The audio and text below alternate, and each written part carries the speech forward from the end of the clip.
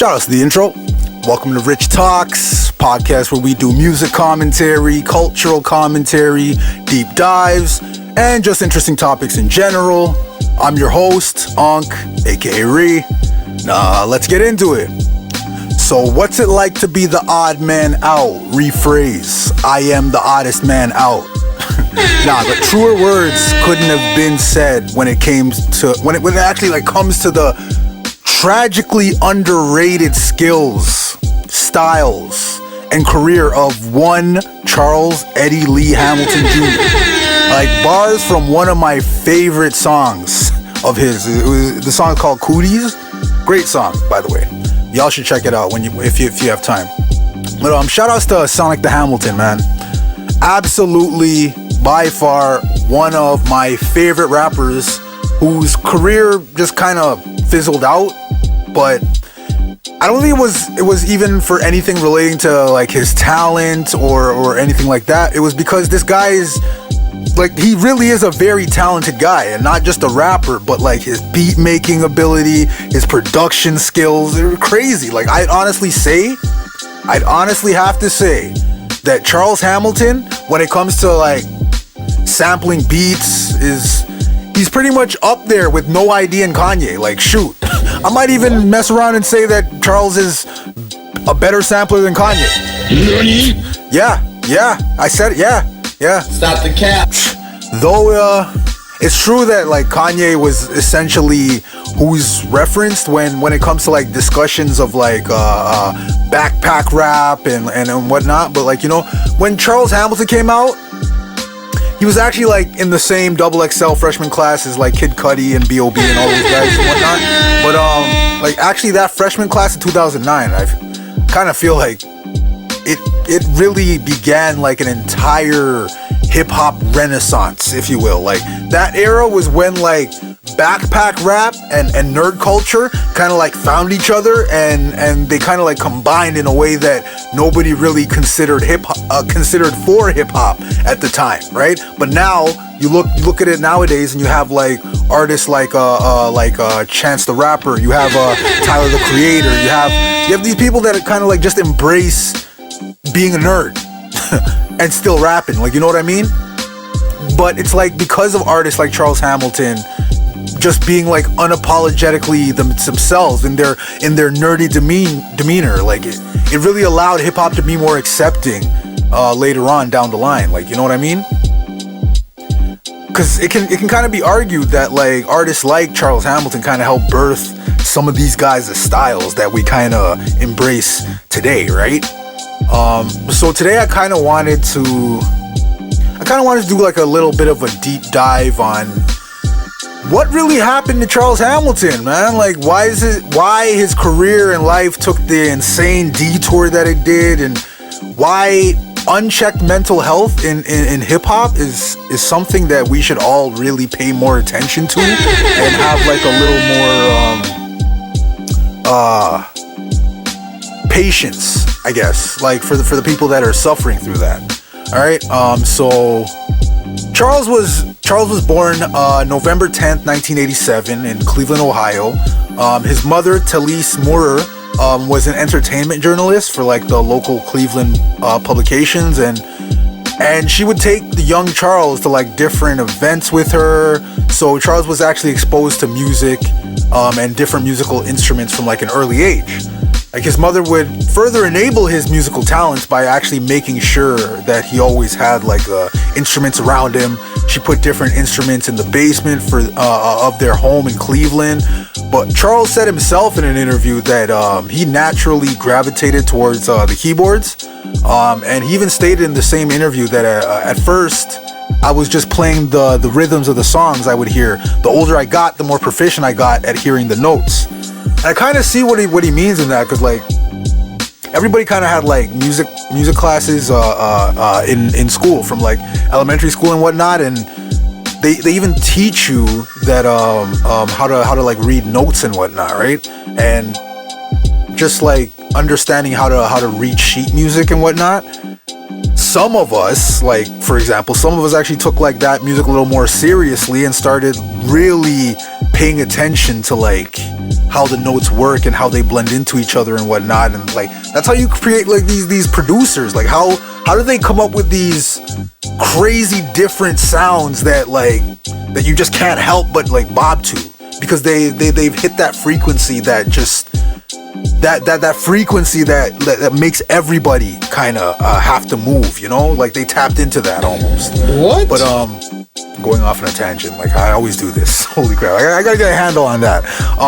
But for most of his life, Charles was actually self-taught when it came to like playing instruments. And in his teenage years, he picked up both the bass and lead guitars, as well as learning the drums and harmonica. So this guy knew how to play the keyboard, the bass guitar, the lead guitar, drums, harmonica. Like, bro, the only other artist that comes to mind for me when it comes to like teaching yourself how to play musical instruments from an early age and being able to like apply that later on in amazing music, it would just have to be Prince. Like, so for me personally, Charles is actually like quite a rare artist in that regard. Like, and let me just be clear, I'm in no way comparing Charles Hamilton to Prince in terms of like status or musical impact, but it is nice to see someone who is self-taught show how high their trajectory can really be if you actually put in the effort, right? But I digress. Like, Charles really started to hone this penchant for rapping in high school, right? Where he would like constantly participate in like freestyle rap battles and whatnot. It's like Charles left his mother's house when he turned 18, right? Like, as most of us did. We just wanted to get out of our parents' house, you know, it just happens. Although he got out, he left so quickly that at times he was homeless. Like, he was couch surfing at friends' places from time to time. Like, later on, he would like start utilizing a studio that was built at the Frederick Douglass Academy, the studio in which Charles nicknamed the Lab. That's so ironic because I call my studio the Lab too. He would go on to tell a bit about his time there, and in an interview, Charles said the Lab, which was Frederick Douglass Academy studio, means so much to me because when I literally didn't have anywhere else to go in the world, I can just go into my beloved alma mater and purge myself creatively. I can do my thing in other studios, but it's just something about that home that makes my music breathe, you know? And there's something to be said for that, right? Like when you find a place that's just so like your respite, that place that just like gives you all of your brings all of your ideas together. It's the most comfortable place. Like, obviously you can go to like any studio and just like, sure, I'll come up with something, but then there's like, once you have like that home studio, that familiar place, that padded room, if you will, you know, it just helps your creative process a little better, if you will. But soon after, Charles would like meet his future manager, Leroy Benross, and after he volunteered to help with a music event that Leroy was organizing, Leroy eventually heard some of Charles' music. Like many of Charles' future fans, he was completely blown away. Like, so Leroy did what he did best to promote his new artist by doing all the OG marketing moves that some of us were kind of used to before the rise of social media, which was basically like burning CDs, like putting on showcases, securing his appearance on blogs, like, because a lot of the music you would have to like give it to people, give it to mixtape DJs, give it to blogs. Like, that was the only way to really get your music out there before like social media became like the platforms for doing that and streaming. This is all before streaming, right? So I actually wonder how many of you remember that era, like that blog from back in the day, like 2008, 2009. There was Dat Piff. There was a lot of blogs. Like, there was a lot. That was a really amazing era, honestly. But one thing that set Charles apart from any other up and coming rapper back in the day that was just doing that, like, you know, like, because everybody had to market themselves however they could, right? But what really separated Charles was his unrelentless work ethic. Like, this man reached Tupac levels of music creating dedication. Like, he basically bombarded different blogs with a wild, I kid you not, a wild series of mixtapes. There must have been well over 100 mixtapes released. What? I'm not kidding. Over 100 mixtapes. And gonna be truthful here. Like, there's no way I listened to all those mixtapes. There's no way. Cap. It's just not gonna happen. Because volume doesn't necessarily translate to quality products, right? However, he did have some absolutely masterful mixtape projects too. Like, some masterful ones. Like, I actually have like before I even go further, like I have a list of like some must listen to mixtape of his if you're at all interested in listening to some Charles Hamilton music. The list goes like, there was Crash Landed, the Pink Lavalamp, It's Charles Hamilton, Normalcy. This one is actually one of my absolute favorites, because actually I think this tape was originally supposed to be an album, but things happen. There was also the L Word 3, which is Mic Check, Sonic the Hamilton, Well, Isn't This Awkward, Death of the Mixtape Rapper, and This Perfect Life. I'm almost positive that this one was also supposed to be an album, but we'll probably touch on that later. The buzz that he was creating basically started a bidding war for Charles. One label won, obviously. So on August 14, 2008, Charles Hamilton announced that he was signed to Interscope Records. And after legendary producer Pharrell introduced him to the then CEO of Interscope Records, Jimmy Iovine. And after signing, Charles announced that he was dropping a series of 8 mixtapes called the Hamiltonization Process, named after his own personal blog at the time. It was called the Hamiltonization Process. Although at least one of those tapes came with a little bit of controversy, and I'll explain why.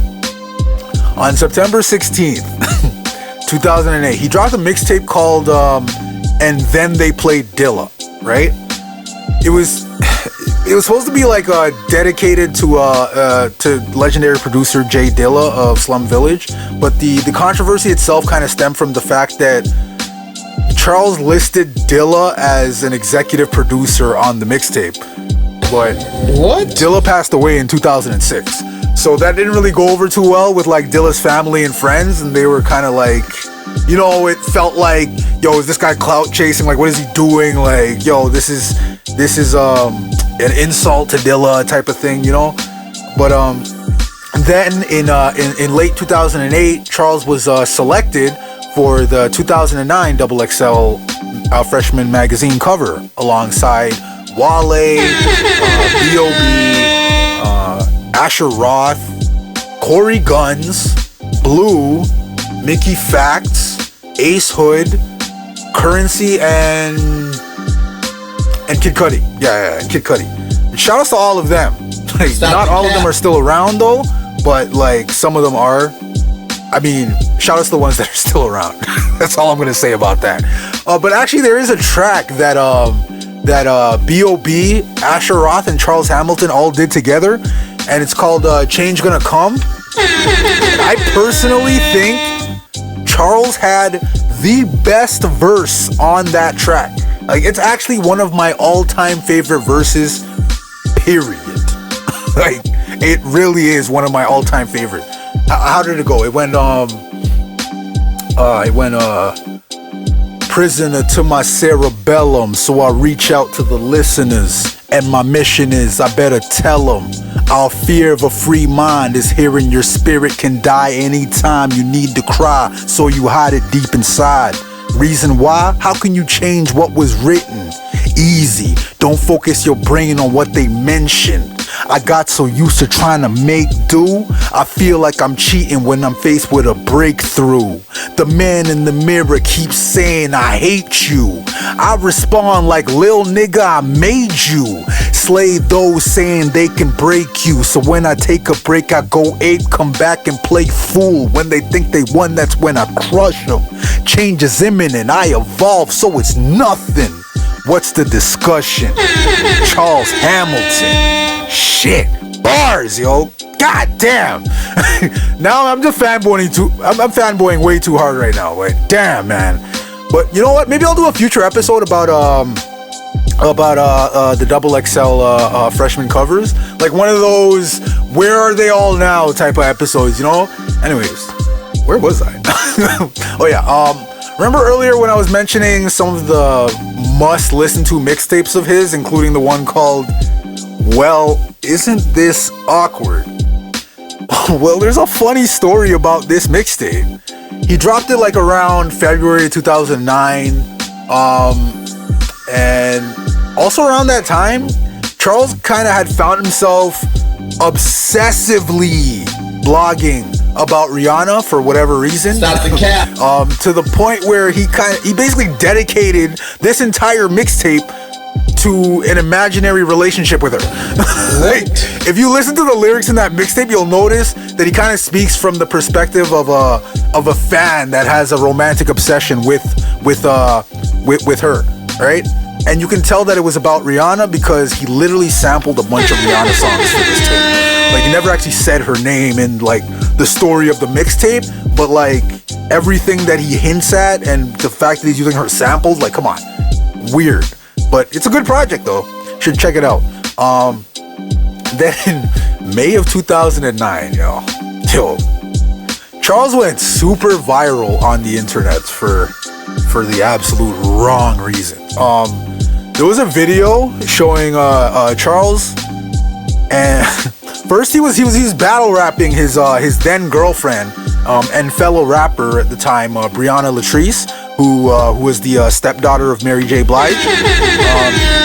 It started off as any normal rap battle would go, or you would think so, right? Except midway through his battle verse, Charles got sucked right in the face by Rihanna because what? Because he was rapping about basically hitting it raw and outed the fact that Brianna had an abortion, right? So Charles immediately stopped rapping, and you could literally see in his face he was visibly upset, but like he was literally holding himself back. It was like he wasn't even going to attempt. He didn't even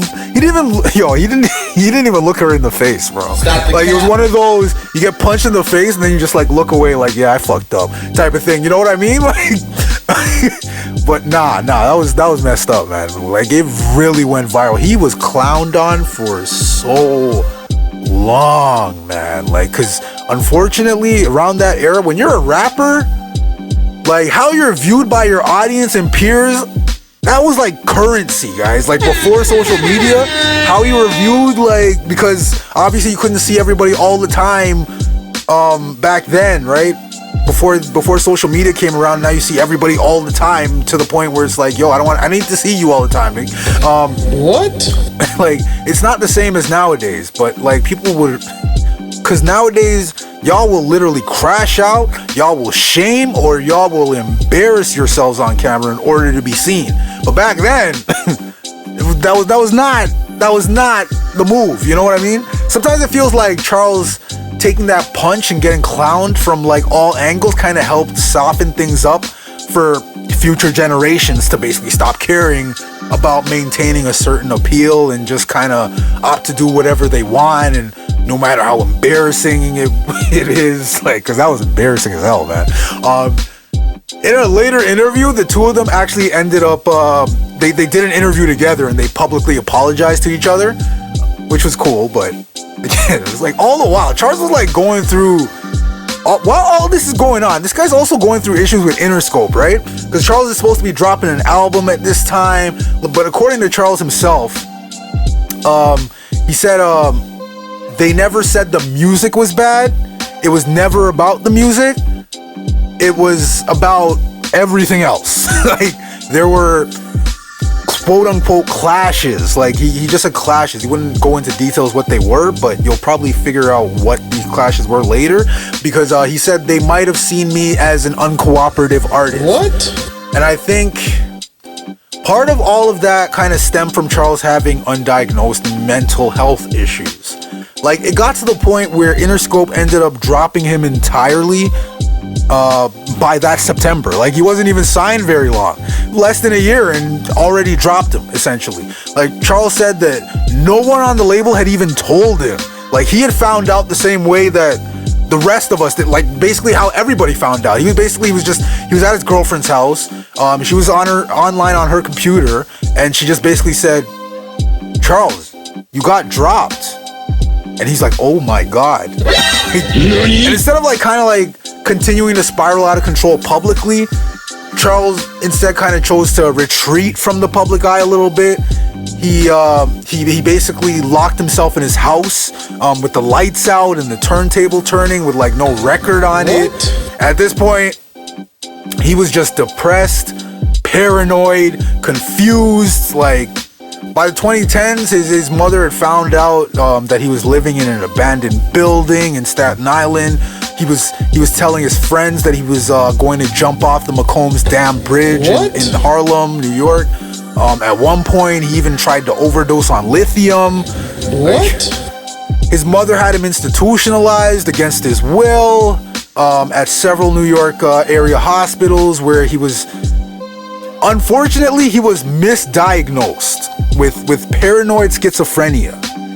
Now, from what I understand, Charles actually suffers from bipolar disorder, right? And although both are mental health conditions that have like some common traits to them, like there are clear differences between these two illnesses. Like, someone with bipolar disorders usually suffers from shifts in mood, shifts in energy levels and thinking, but a schizophrenic person is someone who loses touch with reality. They see things that aren't there, they hear things that aren't there, and it's like, yo, it kind of makes you wonder how people who are trained to look out for these symptoms and kind of differentiate between them could mess up so badly with a misdiagnosis of that degree. Like, the amount of harm that can cause to not just the patient, but the people around them. Like, Charles even told of his time in one of the institutions in an interview, and he compared his time there to his time in the music industry. This is deep. Like, listen to how he broke this down. He said, "My stay here is like identical to my stay in the industry. As far as being the new guy in here, having to deal with politics and people trying to control you. The critics would have to be the doctors and the rounds. So you can say that this is like an experiment to see if the industry is really like an asylum, or if I was the one bugging. Some say the industry is like high school, but it's just like a mental hospital. All I wanted to do and still do is make music. It got to the point where I started talking in rhymes all the time, even in just regular conversations, and music just became me. So I thought it'd be a good idea if I checked into the hospital just to get my mind right." That is crazy. The fact that he felt like he had to check into the hospital in order to feel more sane or free his mind, if you will. Like, you know, man, that's deep. Like, anyways, going off on a tangent again. So after Charles was released in December of 2010, he decided to like charter a bus to LA to see if he could reestablish himself in the music business, right? However, on the way there, he kind of made a very spontaneous and probably regrettable decision to get off in Cleveland to reconnect with his estranged father, Charles Hamilton Sr., a former lawyer. He wanted to reconnect in order to, according to Charles himself, gain some perspective on who I am. This is really sad, guys. Like, man, but boy, oh boy, like that trip went absolutely sideways. Sometime during the visit in Cleveland, Charles had somehow crashed his dad's girlfriend's car, which he had taken without permission or without even having a driver's license. What? Wild. Luckily, he was unharmed during the crash, but after the crash in the car, he ended up wandering over to the Quicken Loans Arena and guys, he started playing. These are Charles's words. He started playing imaginary basketball with the Cleveland Cavs fans that were like exiting the arena, because I guess there was a Cleveland Cavs game that day. Guys, a police officer walked over to him and asked him what he was doing. Charles said he was playing basketball. Stop the cap. And again, this is all according to Charles, but the officer put his arms out like he was trying to guard him. So Charles said that he crossed him and the cop slipped. So his partner came over asking what's going on, grabbed Charles by the arm, and Charles reacted by punching the cop in the face. What? So he was subsequently arrested for felony assault on a police officer and spent the next 8 months bouncing between jails and mental health facilities. And it was here that they were finally able to like actually properly narrow down his mental health issues to that of bipolar disorder. And the charges were eventually reduced to a misdemeanor after the diagnosis, and Charles was released. During the time he was undiagnosed, though, Charles candidly explained that basically he just didn't trust anybody. He didn't leave his house. All he did was make music all the time. He was fighting depression. He shut himself in. Like, he wanted to commit career, I'm not even gonna say the word, let's say deletion, physical deletion, spiritual deletion. Like, what? He didn't care anymore. Charles then temporarily moved back in with his mother after he was released, and he began seeking treatment intermittently, which once again eyeing a return to music. And in 2012, Charles performed an epic, this was epic, 5-hour show at SOBs in New York, which included like him doing a DJ set, making beats live on stage, and even a solo piano set. Like, this man really lived and breathed music. Like, Charles has bounced back a little bit more in recent years. Like, he's still putting out music under more independent labels. Unfortunately, his mother passed away in 2015, and between then and like 2016, he put out so many mixtapes. It was almost like his coping mechanism, his version of Kanye's 808s and Heartbreak album, Stop the cap. He had to, maybe I'm reaching, honestly, maybe I'm reaching, but he really did put out a large amount of mixtapes after his mother passed, and I do feel like it was his way of coping. Maybe I am reaching, but it's just to me, that's my opinion, whatever. You're a victim. Leave me alone, guys. Anyways, I've always been a fan of Charles's rapping style, like his clear enunciation of words. Yes, it's not only limited to white rappers. Yes, black people can enunciate in our raps too, guys. Just listen to Black Thought. And his storytelling rhymes, like, I love storytelling raps. Like, I say this all the time, and like, I will forever harp on it. I just love storytelling raps. Like, anyways, I'm sure you can find all of the mixtape projects that I did mention on YouTube. Unfortunately, none of these mixtapes are available on streaming platforms. Mostly because he didn't clear the samples for all of those fire beats that he made. But yeah, let's give Charles Hamilton his flowers, man. Like, his trajectory would have been way different had he been properly diagnosed earlier in his life. Like, before Interscope even dropped him. Like, maybe they would have been a little more understanding of his issues had they known, like, because when you think about it a little bit, like, musicians with mental health issues is not new to us fans. Like I can think of some great examples off the top of my head. There was Britney Spears Kurt Cobain, DMX, and you might even be surprised to hear Mariah Carey. What? All people who suffered from or have suffered from bipolar disorder. Like, we gotta take the stigma away from those that do suffer from suffer. What's wrong with me, guys? You're a victim. Let me pull that back. I'm like, we gotta take the stigma away from those who do suffer like this. Because you gotta remember, some of these people battle with some of the most extreme sides of a thought, right?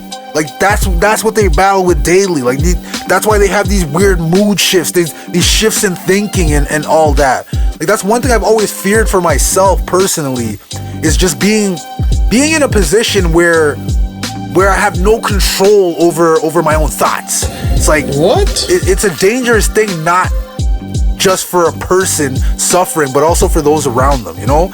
It's like, it's that fear of a free mind, you know? How do I know my thoughts are my own if I ever feel like my mind is imprisoned, right?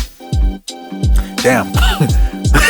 That was a long one, man. But I wouldn't feel right about ending off this episode without at first touching on what's been going on with the arrest of Freak Off McNasty. Goddamn.